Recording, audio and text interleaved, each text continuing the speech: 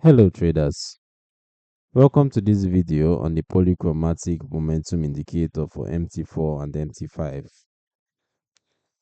In this video, we'll cover how this momentum tool appears on the charts and what it implies.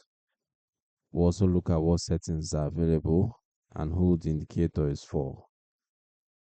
Alright, let me just quickly load the indicator on the charts so we can see how it looks in real time. Remember, I want to allow the all imports. Alright, as you can see, the polychromatic momentum indicator appears in its own sub window below the price chart, and it's typically this green line that looks sort of like an oscillating line, oscillating around this zero midpoint.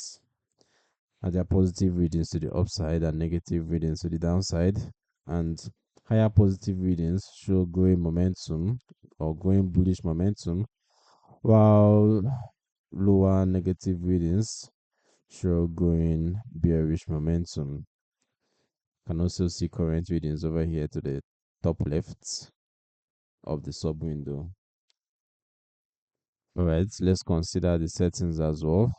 Let's see what we have at our inputs. So we typically have just the momentum length, which we can set our values over here with the default set at 20, and then price as well.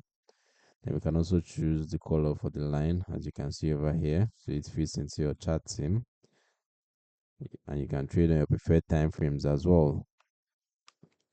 Right, so that's what we have. And as for who the indicator is for, this indicator suits momentum traders who prefer a visually detailed momentum display on MT4 and MT5. It is an analytical tool only, and it does not execute trades. Alright, the link for download is in the description below. Visit the Forex Geek for more free tools.